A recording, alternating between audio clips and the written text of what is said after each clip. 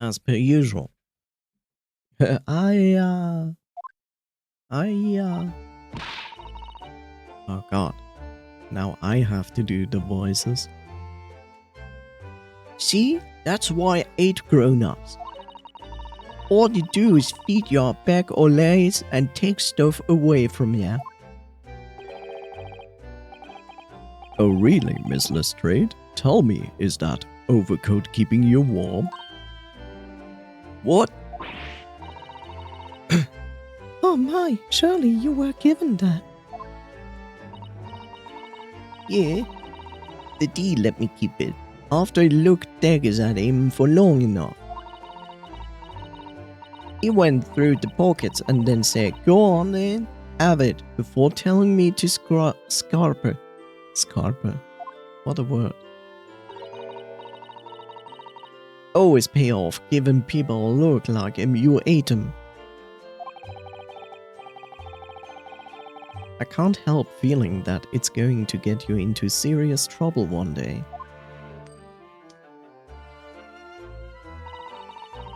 What I really wanted that was nice. What? What I really wanted was that nice shiny disc, mind. The music box disc. But Mr. Windybank said it was practically worthless. I think I'm gonna go and have another bash. Give him a long, odd stare. I think not, Miss Lestrade. We shan't enter Windybanks again today. Why not? That's not fair. It can't be helped, I'm afraid. The police are investigating the scene right now and taking a statement from Mr. Windybank. But the disc is mine. I had the ticket for the coat and it was in the coat's pocket. And there should be something else and all. That's what the rotten cough said, ain't it? In it. I'm actually surprised she's not saying in it.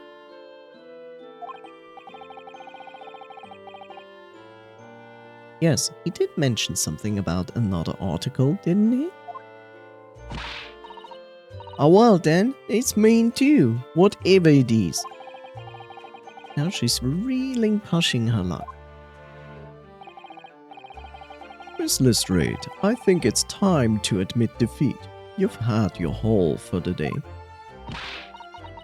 Yeah, and it's your fault, Sholmes. So, what are your plans now? Will you dine with us this evening? Eh? Iris would be delighted to cook, I'm sure, and I might entertain you with a modest violin recital.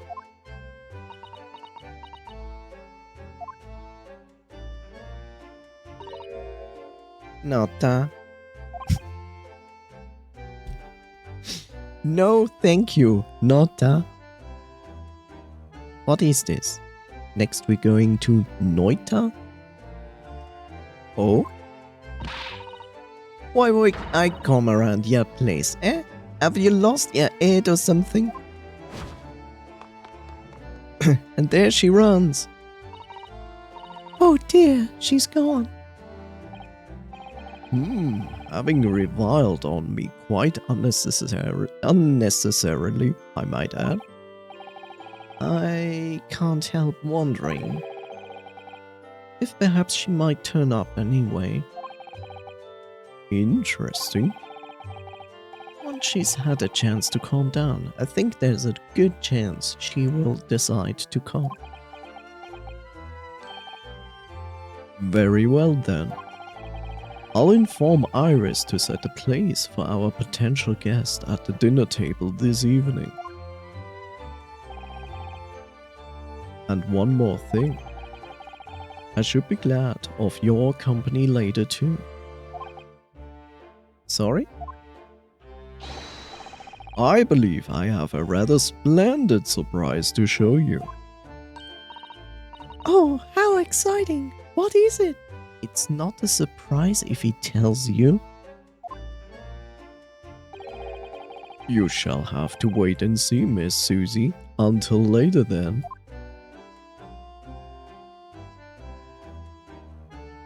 Hooray. Why would we examine this again?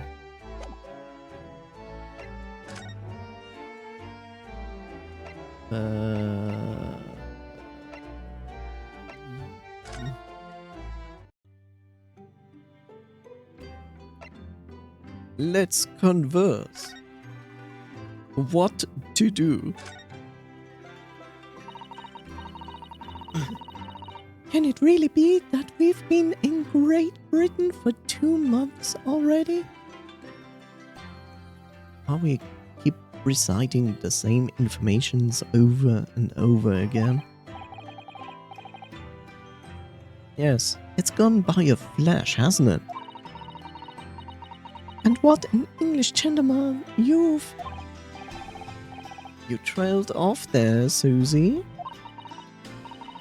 I'm so sorry. When I thought it through, I realized it's not at all true. It's not at all true, actually. Nice. I simply don't feel that any Britishness has really rubbed off on you. Nor you, to be honest. Well, that's obviously because... Yes, I know. Without a doubt, it's your kimono. It most certainly stands out. I do adore the attire of English ladies. It's quite delightful. Yes, it's quite delightful until you try it. You know, this is the time where people were like, corsets, it makes you look better. And stop breathing because oxygen is so $799. But somehow I just don't feel ready to abandon my Japanese dress just yet.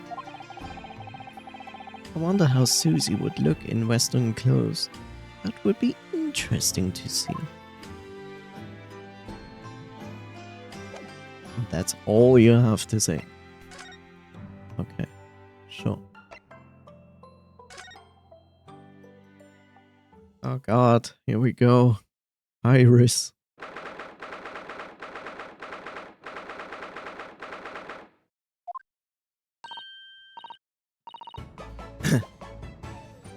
Yes, don't be surprised about this voice. Someone asked me to use this voice. Ah, Susie and Bruno, come in, come in. Good afternoon, Iris. Thank you so much for breakfast this morning. Oh, don't mention it. Goodness, look at the time already. Busy as always? I am. I'm preparing everything for dinner this evening. Already? You're obviously cooking something special, are you? Oh yes, after all, we have a special guest joining us. Guess who it is? Go on.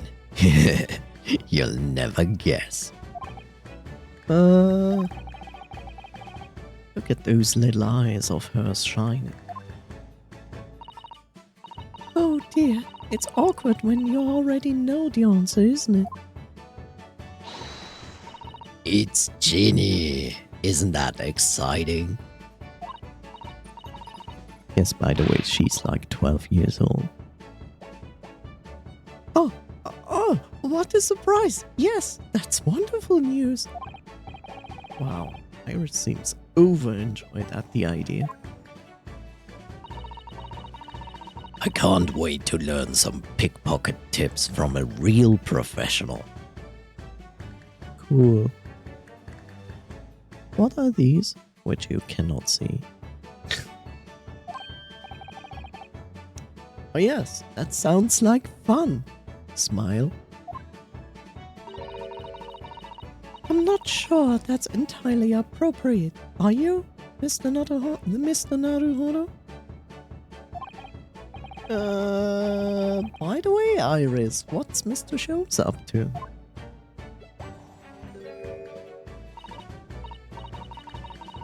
Early? Oh, he's been like that ever since he got back.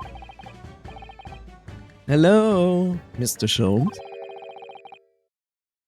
I beg that you won't speak. I beg that you won't speak to me. Sorry?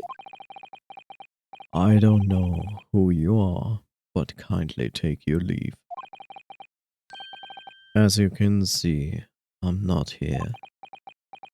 He's continuing with his depression mode. I don't know how to respond to that. I do apologize when he gets like this. He's completely oblivious to everything. Yes, I see. Really, he behaves just like a child sometimes. Early does. Mr. Sholmes and Iris have something of a parent and child relationship, don't they? Yes, except Iris is clearly the parent here. Come to think of it, I wonder where her real parents are. What's the matter, Runo? You have ever such a funny look on your face. Oh no, it's nothing. I know what it is. Why does this girl live here with Mr. Sholmes? You're wondering, am I right? How? How did you? Oh, Runo, I can read you like a book. Ugh, this girl is dangerous. Don't worry, you can ask me anything. I won't mind. It's an AMA. Ask me anything.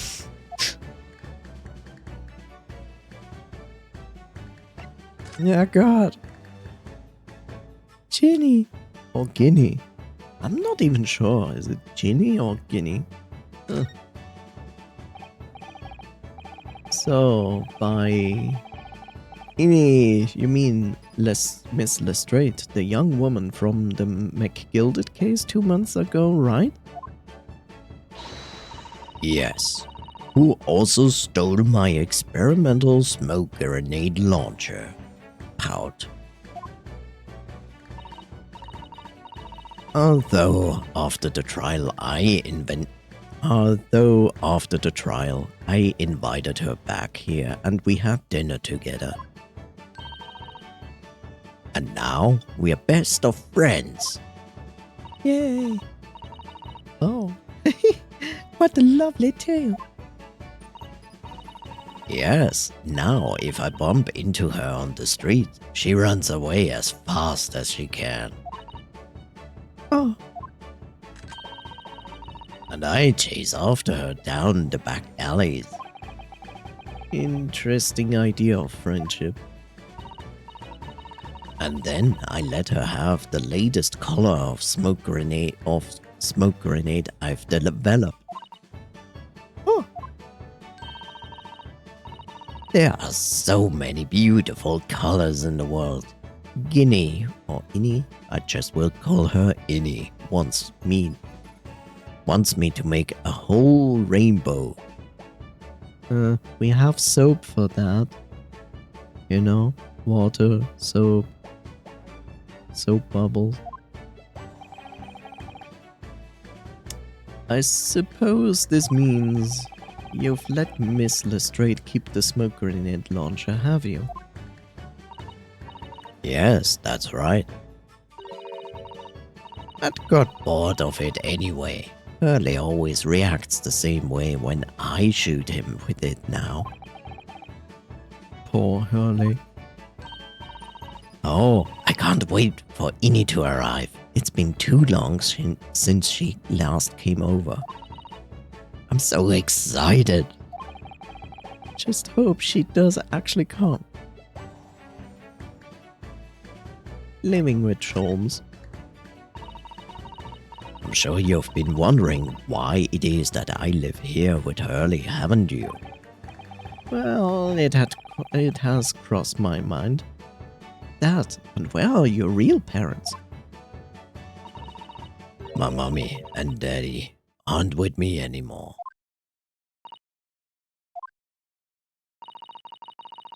Mommy passed away when I was born.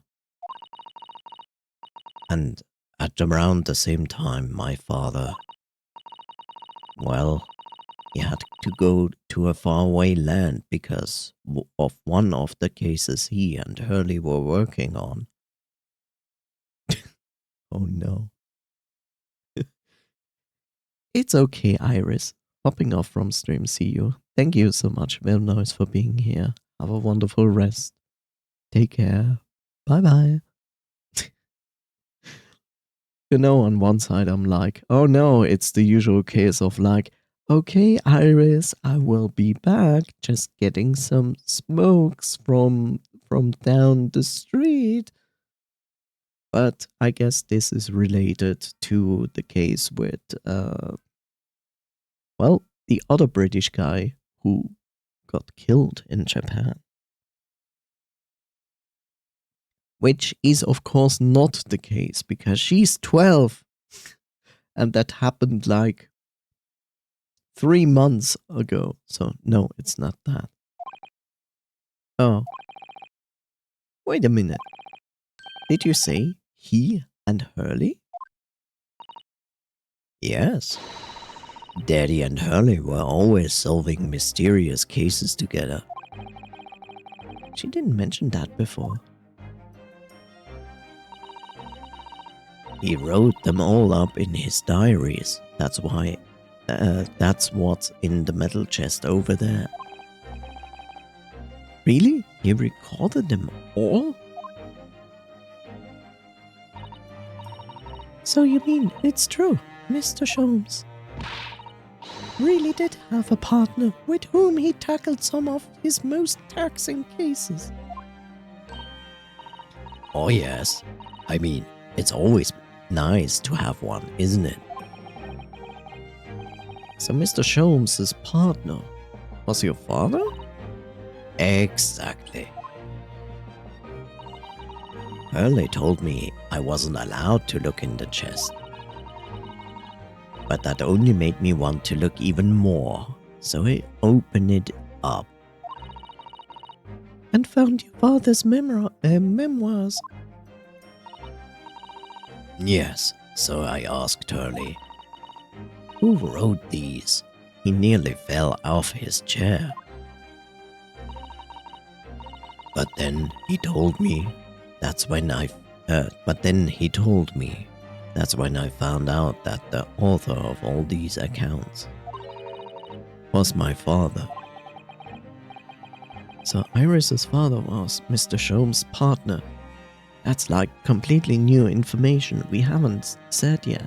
Let's repeat that a few more times. Iris's father. I've practically lived with Hurley all my life. I was tiny when he took me in. So, it came as quick as a shock.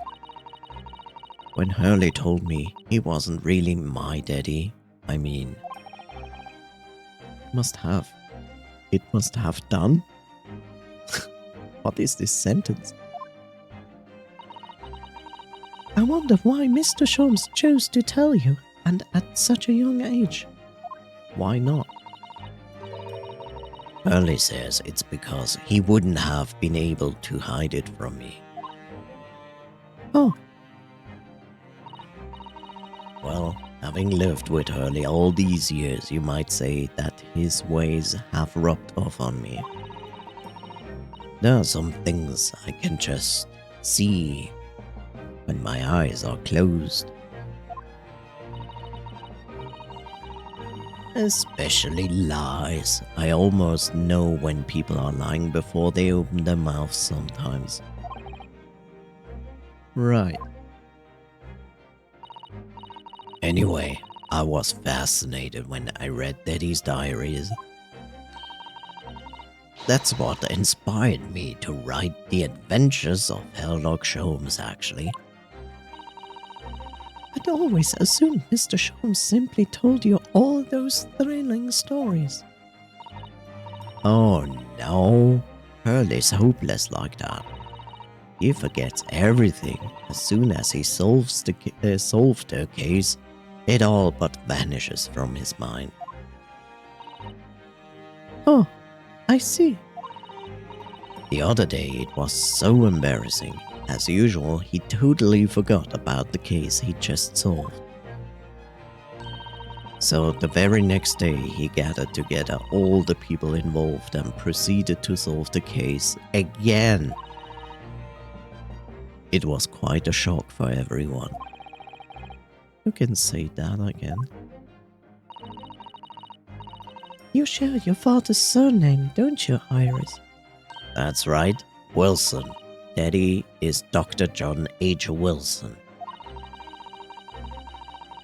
I learned from his diaries that he's a doctor of medicine, you see. That's what prompted me to study and study so that I could earn a doctorate as well. Iris's father went to some distant land and is a doctor by the name of John H. Wilson. But that literally means that her father literally left England like 12 years ago. Because that is the same person who died in the restaurant in Japan.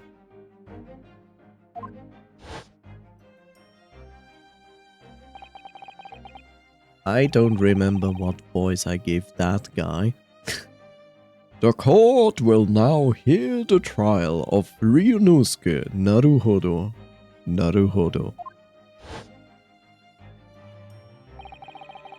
Kindly state before the court the name of the victim in this case. The victim's name was Dr. John H. Wilson.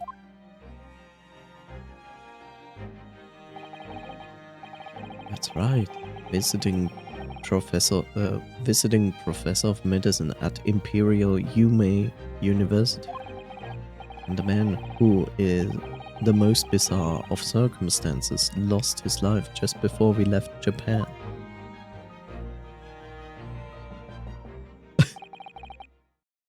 And what are you going to do in this situation? Are you going to tell like, oh, Iris, your father wasn't dead for the last 12 years. He actually was in Japan. And then he died. Like, okay, sure. Miss Susato. Yes. Perhaps we shouldn't pursue this conversation any further at this time. I think that would be for the best. Ah, my dear fellows, how good to see you. Ah, Mr. Sholmes. Why ever did you not make your presence known to me before? Well, no matter now. So, how the devil are you? We've been with you for most of the day. Goodness, really? Do tell me, Mr. Sholmes, is your violin unscathed? My violin? Whatever are you talking about, dear madam? Oh, never mind that now. I have something far more interesting to show you. Behold, my dear fellows. Oh, another music box disc. No, not another disc, Miss Susie. This is the one Gregson demanded. I'm sorry. This is the one Greg's demanded we hand over as evidence. Mr. McGilded's disc. Oh my! Then, what's it doing here? You know, at times, Mr. Naruhodo, I think that though I have an undeniable turn for detection, I may well be even more adept at larceny. Whatever larceny is. Oh, that would be wonderfully exciting. I'd be your pickpocketing assistant. And Bruno could be our go-to lawyer if we ever got caught. I don't know what larceny is. I could look it up. You know, just open this web browser here. Larceny. Larceny is an old term. An old American law term for thievery.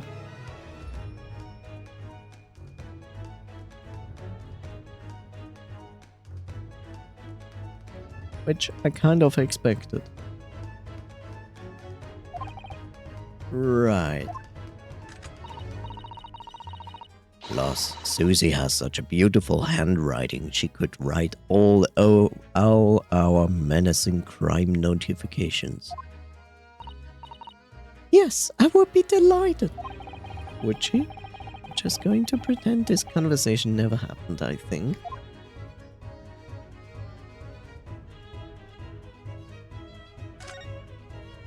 The music box disc. I don't understand. How did this disc come to be in your possession? I thought Inspector Greggs took it back to Scotland Yard. Quite correct. And that sort of uncompromising attitude is precisely why I always carry some of this. That's a bar of caramel, Mr. Sholmes. Your one and only friend in times of loneliness, if I'm not mistaken. If you will humor me, my dear fellows, cast your minds back to when the good detective confiscated the disc. I'll be taking out whatever the investigator down to the yard. Thank you very much. Sahinio. Oh yes, of course. If the police demand something as evidence, my dear fellow, we have no choice but to capitulate. It's all yours, miss. It's all yours, Inspector. For the briefest moments, I had the disc in my hand, did I not? Yes, you did. But I still don't understand. It was at precisely that moment that I summoned my one and only friend into action. I pressed the disc into a pair of bars like this. Ah, smart. That's amazing. The disc and the minuscule protrusions have made an image in the caramel. Indeed, this caramel is quite exceptional. I developed it myself, you know. Suitably soft for making impressions but resistant to melting, the result of a precisely controlled solution. How extra common! Carrying a pair of these on one's person frequently proves very useful indeed. Take the house key for example, a simple press and its unique form is duplicated. Yes, but then you also have to make a key out of that, which means you cannot just pour liquid metal into your candy. I can enter anyone's property at will, and never without high sucrose nourishment. That's not how it works. This is just not how it works. You cannot do this and then pull off a Squid Game and then say like, here I have a caramel candy key. Huh? Yes, it sounds illegal. from the image, I was able to create this. I confess, I was most curious to know what manner of music would issue from the disc when played. The music on the disc. It's not music. I wouldn't be surprised if it's not music, but like a message instead. I mean, it can... maybe. I don't know. Do tell us then, Mr. Sholmes, what music does the disc play? Well, unfortunately, I have no idea. No idea? None whatsoever. Are you familiar with the workings of a music box, my dear fellows? No, I'm afraid not. Goodness, you don't know, Runo? We do know. Inside a music box, there's a special metal piece called a comb. That's what produces the sound.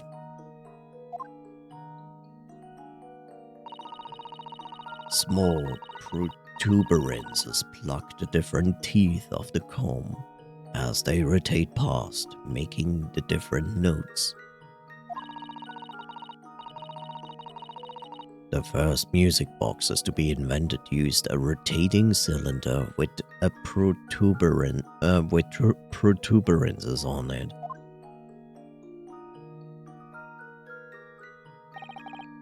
But over time, a new type of player was produced which uses discs such as these.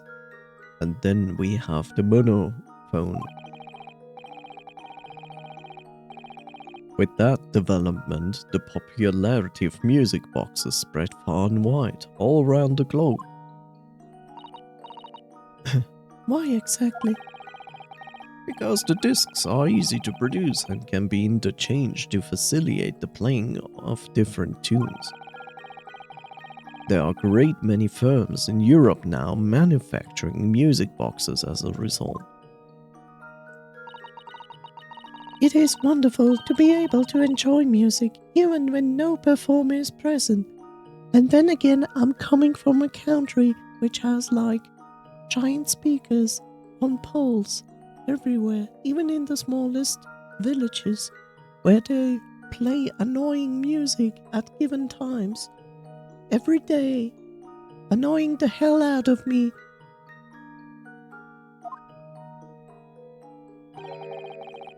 But it is, but it is the very success of the invention that means we are now presented with an insurmountable problem. What do you mean? As you may imagine, the construction of one firm's music box does not match that of another. And we have no way of knowing in which music box this particular disc was designed to be played. There is no resolution to this problem, I'm afraid. It's quite intractable. Tracer. Ah, I see. So that's why. Naturally, I tested the disc in those few music boxes I have at my disposal.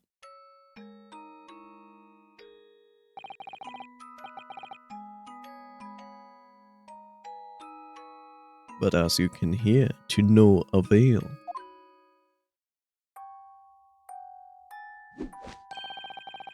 The results were equally unsatisfactory in this one. So, I am presently engaged in acquiring an example of all the music boxes ever made in Europe. How? Where do you even take the money from that? Every single one? That's kind of insane, because I would probably expect that every country has multiple ones.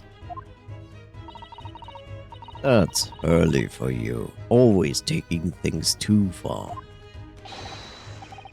But my dear girl, an unsolved riddle is quite repugnant to my constitution. But surely all the different types in Europe will amount to a huge volume of music boxes, won't it? Yes, that is certainly true in the worst case. I shall just have to ask you to vacate the attic room. What? Magnus McGilded. Magnus McGilded. Not a name I expected to hear again so soon. Yes, it's only been 2 months since that grisly case.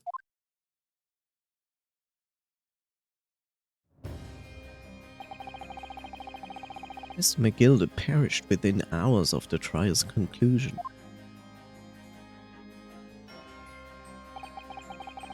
Was it the curse of the Reaper? No one knows, still now. The omnibus was reduced to a pile of ash. Not a shred of evidence remained. And with the man's death, the truth about the murder in which he was so intimately involved was buried.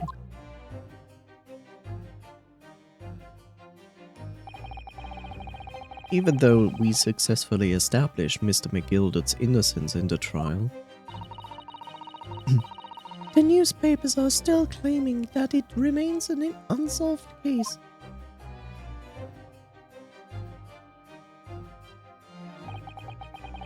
The murder of the brickmaker, Mr. Thrice-Fired Mason.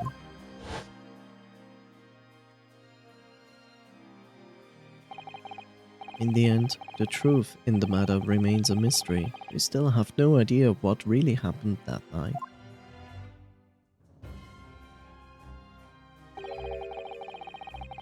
And although Mr. McGilded was found not guilty through my defense, I still don't know if that was the right judgment or not.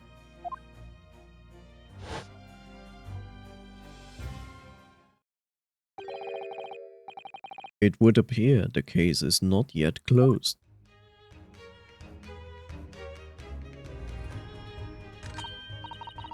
Well, it's time I get started getting things ready for dinner, I think. Innie will be here before long. Thank you, Iris. Oh, well, you must let me help you then. Of course, Susie. There's plenty to do. I think I shall investigate the condition of my faithful performing partner. Now then, where did I leave it?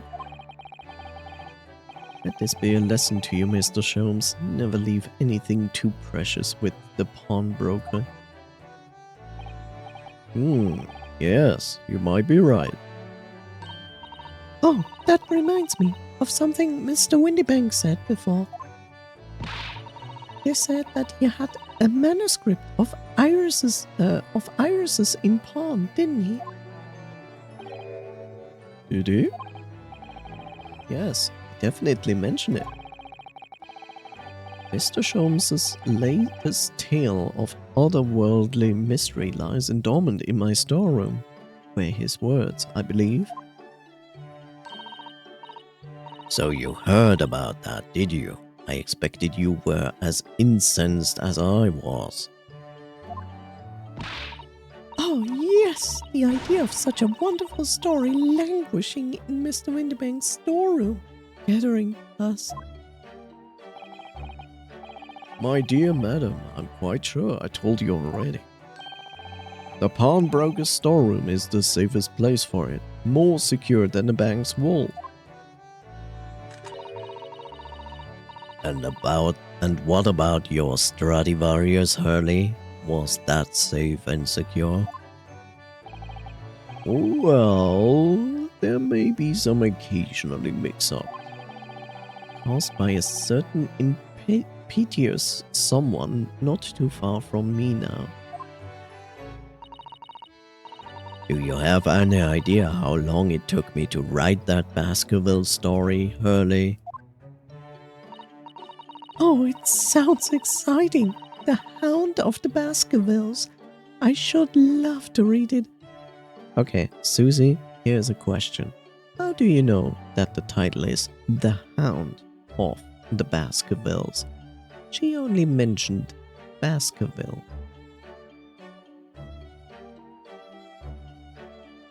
There it is. The final proof that Susie is an eldritch being.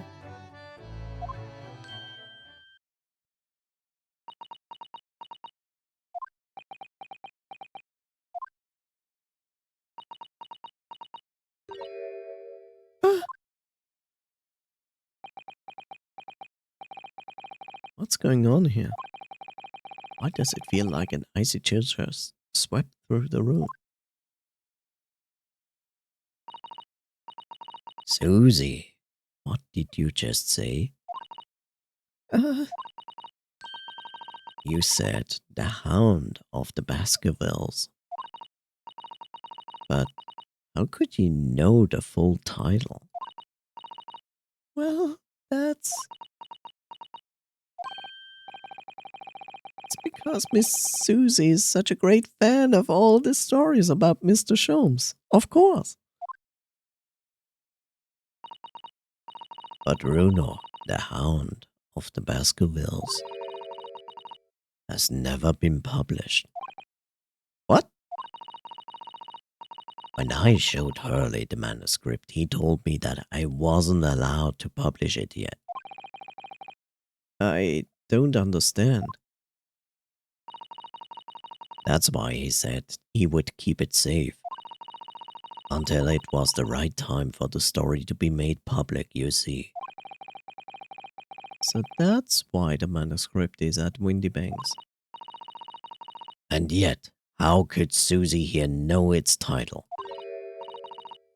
Well, Hurley, what's going on?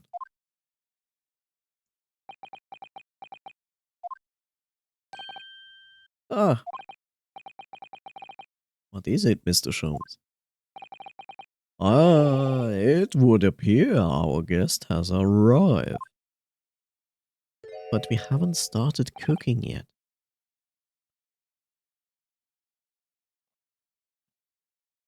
You know, Miss Lestrade.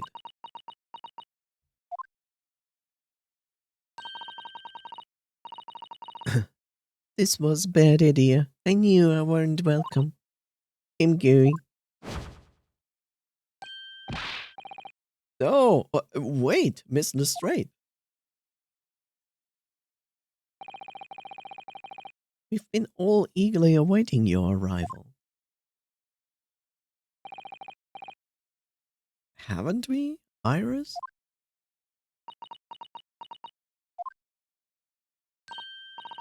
Oh, yes! Just wait there, Ginny. We'll have everything ready in a jiffy. Come along, Susie.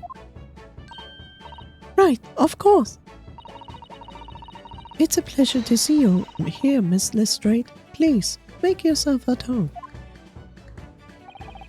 Don't stand in the doorway, my dear girl. Come along in. What say you to some Mendelssohn? I won't take no for an answer. Mendelssohn it is then.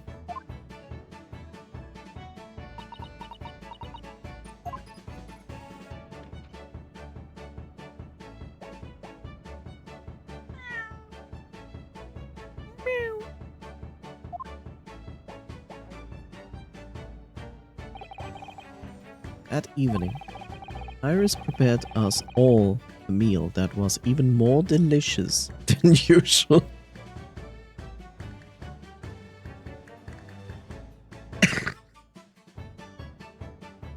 That is not praising, that's just saying like, your common meals tasted a little bit better tonight. Mr. Sholmes' violin performance was in no way Mendelssohn. And Gina, as we all came to call her, taught us all how to steal things from one another without being noticed. Everyone thoroughly enjoyed themselves, well into the night. Yay!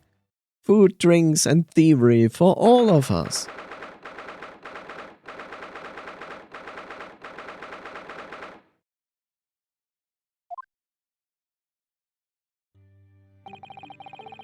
Yay, crime! Be crime, do gay. Get in the jail. You can't get into the jail. You're always in the jail. That was a very enjoyable evening, wasn't it? Oh yes, Iris's cooking was truly divine. I didn't even help. I was just standing there doing nothing, as per usual. Jail called capitalism. And capitalism is jailed in horny jail. The bane of my existence. Aww. Poor kitty. And I feel as though I can still hear the enchanting strains of Mr. Sholmes' violin even now. Best of all, I bet I could steal the glasses from his lordship's face next time we are in court. What a good idea.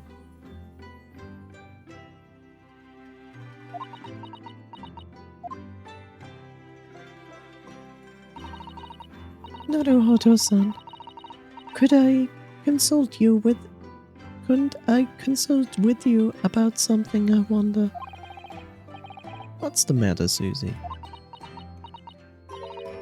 It's about the telegram I received. Ah, one that arrived first thing this morning, I suppose. I've been summoned. I've been summoned. Away! Whoop! What? Summoned? What do you mean? The telegram was from the Lord Chief Justice Office. Lord Strongheart has asked to see me. The Lord Chief Justice, Supreme Overlord, and Knuckles? When? Tomorrow morning. What? Then we have to start preparing at once. Oh, no. That won't be necessary, Naru. Runo?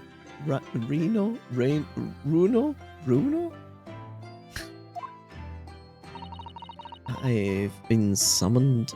Oh, that's what she says. I've been summoned alone to become the counter lawyer to you, so we can bash each other's head in court. Wouldn't it be fantastic? Alone? Home alone? What on earth for? I have no idea. I suppose I shall find out tomorrow. As I'm getting married to the Lord Chief Justice, Supreme Lord Overall, Godlike, Archangel, and Knuckles. What's this all about? Whatever it is, it's making me feel very uneasy. Knock, knock. Oh yeah, knock me up. Oh, who could that be, I wonder? Good evening, friends. Ah, Iris, hello again.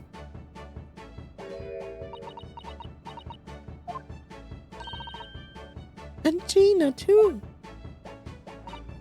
Yes, Jenny's going to stay with us tonight. She's going to sleep in with me. Isn't that right, Jenny? Well, yeah. Oh, lovely. Let me make a pot of tea. We always make a pot of tea. You know, I've learned so much today. Oh, what in particular? Stealing? All those things Jenny showed us. Wasn't it wonderful? Ah, you mean all those pickpocketing techniques? We had fun trying them out on each other, didn't we? I think I've awakened a natural talent. I could earn a living from it. You might be getting ahead of yourself a little there. So, what brings you up to our humble quarters at this late hour? Well, you see, I came to return this. Wait, what? That's mine! Oh my, however did you? I told you, didn't I? I have a natural talent for it. Oh yes, I'd forgot. Iris literally is a child genius. So anyway, here, you can have it back. Not that I really understand why you wear it though. Oh, hello. It's a coffee. Coming up from the bottom of the ground. Hello there. I have been doing a ton of cooking. And what did you cook, Epitsun? Ah, thank you. Alright then, good night. Yes, good night.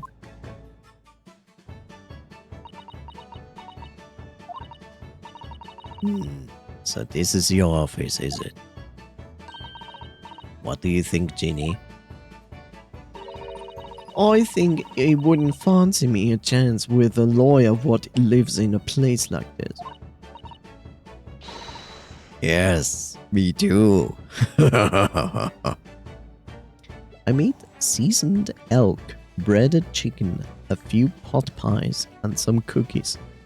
Damn, son. I never had elk in my life. I have no idea what that tastes like. What does elk taste like? It seems as though Iris here still has something she would like to talk about. I suppose she probably wants to talk about the manuscript.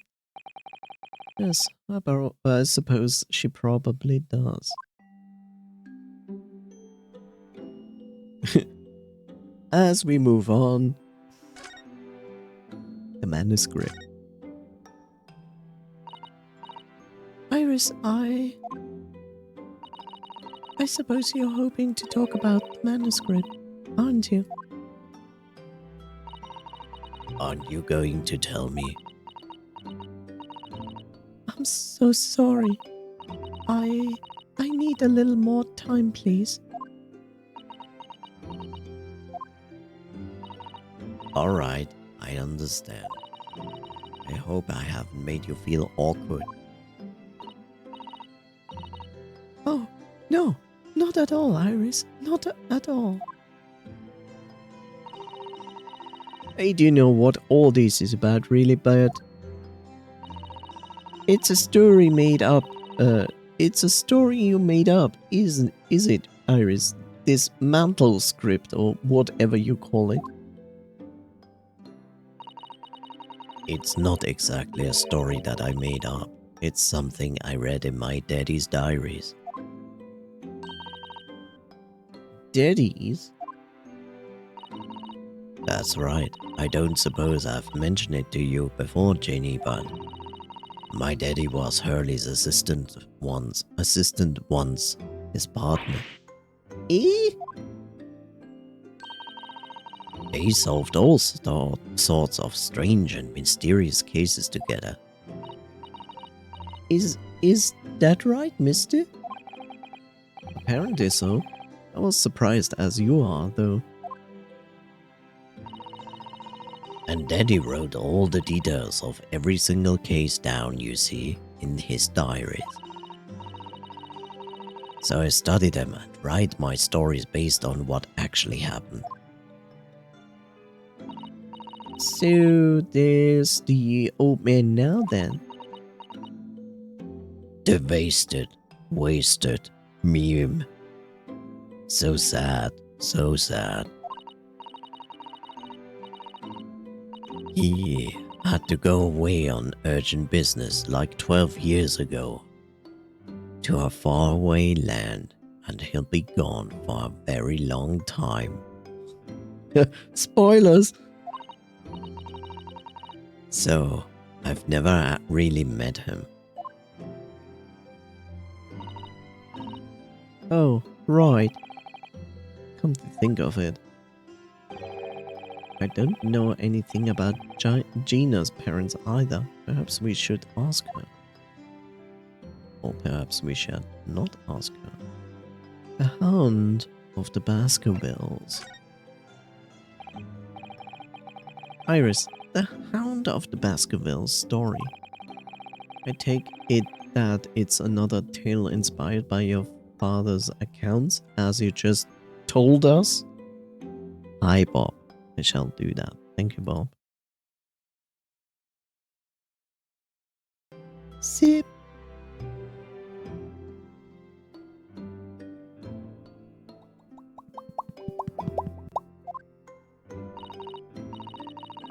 That's right. I thought it was fascinating. But it's different somehow from the other cases, I mean. Oh, how? I don't really know, but it must be special in some way. Because after I'd written it, I showed the manuscript to Hurley. He turned as white as a sheet. It was the first time I've ever seen him like that. It pains me to have to say that this after you toiled over it for so long, Iris. But this story must not be published at this time under any circumstances. But why not? It's one of my best works. I'm not at liberty to say it. Not now, so please do not ask me. Alright then, I won't. But I do solemnly swear that I solemnly swear that I will explain everything one day, Iris, when the time is right. Right. Left. And that's how the manuscript came to be with Mr. Winterbank, isn't it? Yes. Hurley said it had to be somewhere very safe.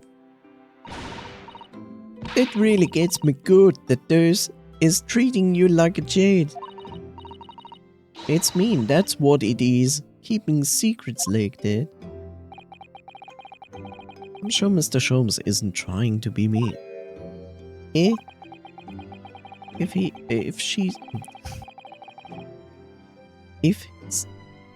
Can I read? Please read. Words. English. Read it. Put it out of your mouth then. If he said he wasn't at liberty to talk about it, I'm sure there must have been a very good reason. I'm adorable. You are adorable. Coffee is adorable. We are all adorable. It's gonna create the fluff apocalypse.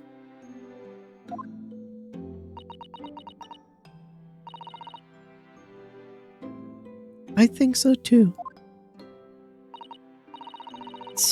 Your lot are too trusting for your own good. But it can pull the wool over me ears. Sholmes is lying to Iris. I bet my life on it. What? Hurley's lying to me?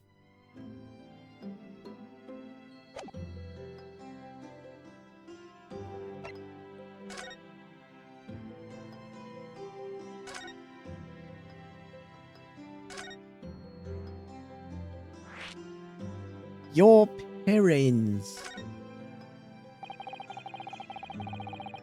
I've realized that I don't know anything about your parents, Gina. It ain't got any, have I? Never did have. Huh. Look, the East End's full of orphans like me. No one wants nothing to do with us. From the minute we're born. Not even our mums.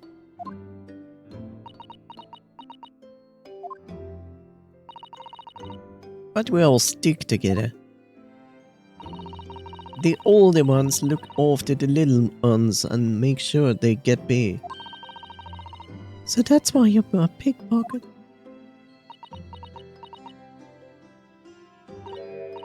Nah. It runs my life. I love it. I get a kick out of it every time I lift some of the pompous idiots' purses. That's not what she said, but I don't care. And that's how we all afford to eat. I'm like Robin Hood, innit? That's how I see it. Oh, Gina. I do think nothing, wow. I do think about it sometimes. What it be like to have parents, I mean. I always thought I would make everything right. But having listened to what Iris just said, it sounds like having parents ain't always easy either. Oh, I mean, if you know you've never had them, you don't feel like you're always wanting to meet them. it's true. I do want to see Daddy so much. Oh, Iris.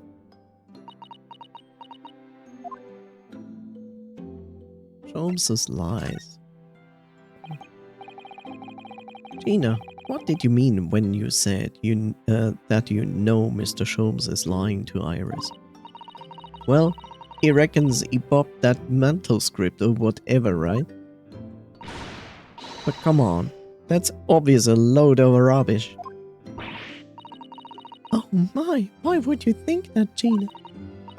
It's simple. If that story was really in an old Windybank's storeroom, there's no way someone from halfway around the world, in other words, you, could know about it. I don't quite understand why she's not telling us why she knows. Sorry, Iris, but if you ask me, he sold it. Without telling you. But Hurley would never do something like that. I'm sure of it. Grown-ups do a lot worse than that, believe me. Bare-faced lies, a lot of them. You just ain't realized it yet.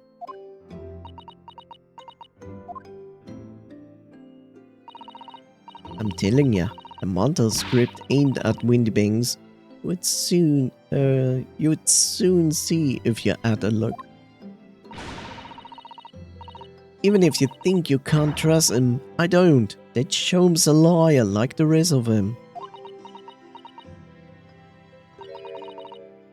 If I'm honest, I have wondered if Hurley's telling me the truth sometimes. See? Oh, but I don't mean that I think he sold it. I mean that I sometimes wonder if he might have hidden my manuscript somewhere I don't know. Even though it's wrong of me to doubt him. Don't be so hard on yourself, Iris. Actual story. Oh my goodness, look at the time. I left my Barbie on another shrimp. Let's go. Come along, Ginny. We should go back downstairs. Yeah, alright. And please don't mention any of this to Hurley, will you? No, of course not. Good night then, Iris. Good night, Gina. You must let me make breakfast for you tomorrow morning. I insist. I will make you tea. And breakfast? Tea is breakfast. Oh, yes, please. I can't wait, Susie. Good night, then.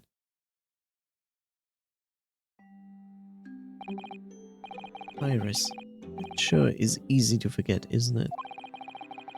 Sometimes sometimes she speaks just like an adult. But deep down, she's chill. But deep down, she's chill. And sometimes she's also just a child.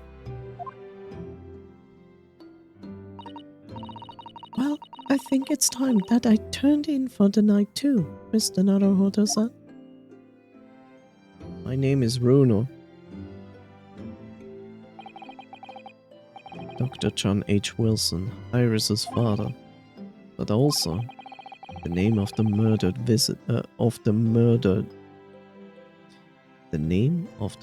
visiting professor at UMA University. It can't be a mere coincidence. There's something deeper going on. Look deeper.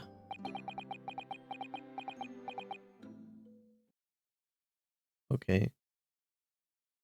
Stop with the dotting. Mr. Naruhodo. Mr. Naruhodo. Woo! That voice. That's Mr. Sholmes. Woo! I'm sorry. What's going on? It's in the middle of the night. It's still the same light outside as before, but...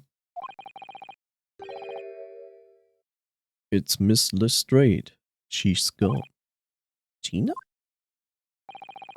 She was supposed to be sleeping in Iris's room, but her bed is empty. Well, she's an independent young woman. She probably decided to go home, no? I think not. From speaking to her before she retired, I received the distinct impression that she was looking forward to breakfasting with Miss Susie. No, I don't believe the girl was gone home, but I've been waiting for over an hour now. Over an hour? Oh. If you'll indulge me, look out of the window, my dear fellow. What's this about? That's not how you look outside of the window. Wait a minute. Why is there a light at this time of night? That's Mr. Windybank's pawnbrokery. Mr. Windybank's. Oh no.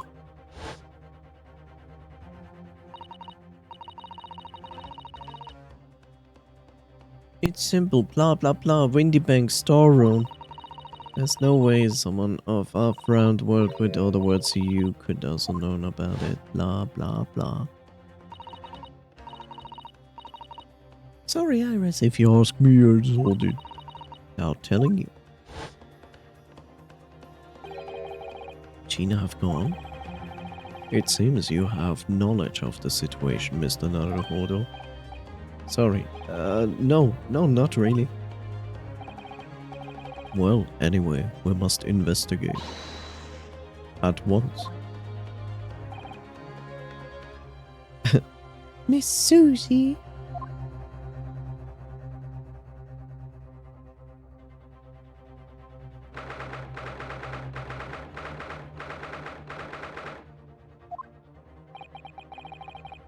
Door to Windybanks. It's open.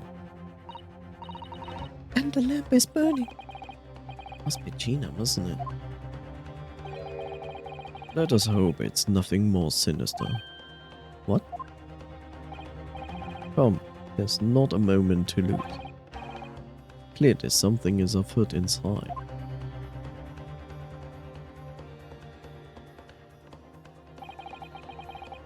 There's no one here. Oh yes, there it is. Ah, Mr. Sholmes! Mr. Sholmes! What the? Has Holmes been shot? Leave me, Naruto. But... After them, go! Right. Left.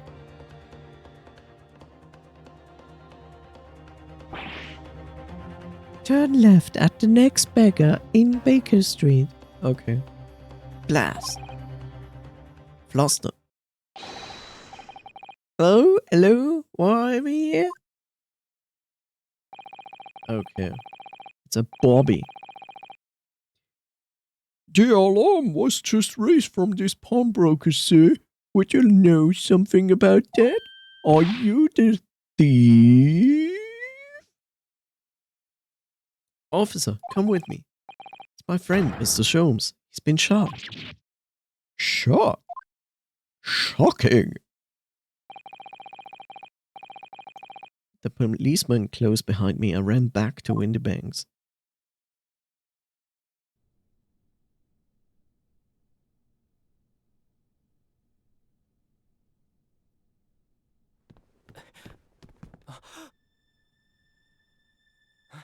Mr. Sholmes!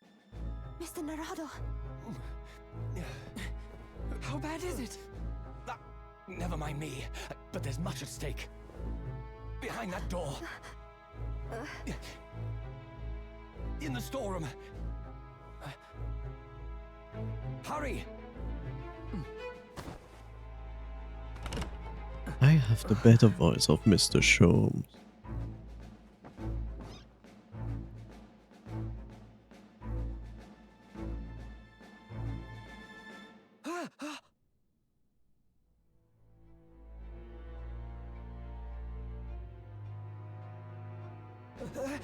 It's Gina! Except she didn't shoot him.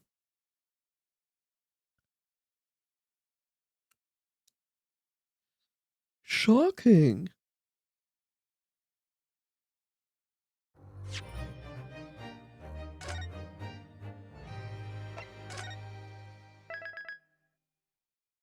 Why is everybody after this specific story? It contains the incantation to summon an otherworldly void entity only known as Cat. At least that's what you could think about that. Ah.